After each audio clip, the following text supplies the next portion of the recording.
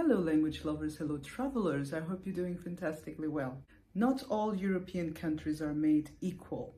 Golden visa route to nationality should not be based on investment threshold alone. It shouldn't be about going for the cheapest route because it can cost you a lot along the way, including mental health, worst case scenario. Things you must consider so you have a smooth transition. Worst case scenario, you may have to give up your original citizenship. Okay, let's start with that one. You need to check whether the intended country allows dual citizenship in your situation. For example, if a South African wanted to acquire Spanish citizenship, they would have to renounce South African citizenship, as South Africa is not one of the countries that Spanish allows dual citizenship. For the record, those are countries that Spain has cultural and historical ties with. Latin American countries, Guinea Equatorial, Andorra, the Philippines, and Portugal are examples thereof.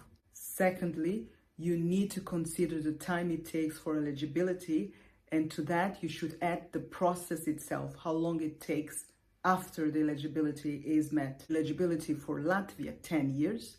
Eligibility for Portugal, it will be 10 years, provided that the new law is enacted. Eligibility for Greece, 7 years. So you need to consider whether the wait is worth the while. 3. Physical residency rules. Do you have to live there in order to qualify for citizenship in the context of golden visa?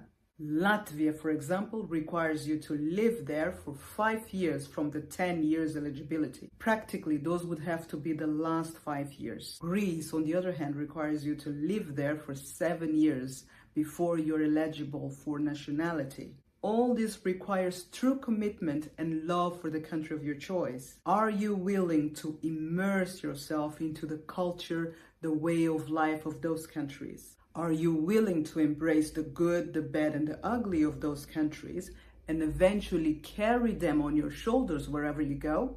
More on that in a bit. How about the language exam as part of the nationality process? Are you going to learn Latvia or Greek? Yes, they are beautiful languages, but do you like them? Are you willing to learn them? Learning languages is the trickiest part of assimilating into a culture.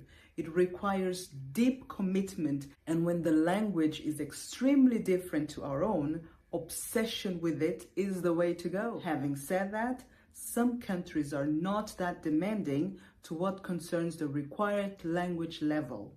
Portugal, for example, A2. On this level, you're expected to handle simple, routine conversations about family, about shopping, about your environment, using simple sentences and basic vocabulary, and understanding slow speech. This level is right above the very basic, so I would say that this level is not demanding at all. Greece, on the other hand, wants you to pass B level. Now that's demanding. You'd need to step away from your expat bubble for at least 2 hours a day during God knows how many years before you achieve B1. With B1, you're expected to know how to describe personal experiences, dreams and ambitions, how to talk about current events, discuss, express your opinions, and justify your opinions. This level bridges the gap between basic and more advanced communication. These are just 2 examples in the context of golden visa. I have to add that Portugal has simplified things regarding the exam. You can actually be exempted from this exam as long as you take 150 hours of Portuguese lessons designed to bring learners, or investors in this case, to A2 level. Upon completion of the course, students receive an accredited certificate which exempts them from sitting the exam for the purpose of citizenship. Do you know any other European country that has similar flexibility? Please let me know in the comments. The last thing I'd like to address is whether you'd be proud to be perceived as Portuguese, as Italian, as Greek, as Latvian, and so on. You see, each country has its reputation around the world. You can, of course, have criticism, you can dislike parts of your new country, but for international purposes, you will be seen, you will be perceived, you'll be treated the way the target country sees your nationality, sees the people, sees the country as a whole. And to me, speaking the language properly is a great way of showing gratitude. Acquiring a nationality should be a privilege and not a burden.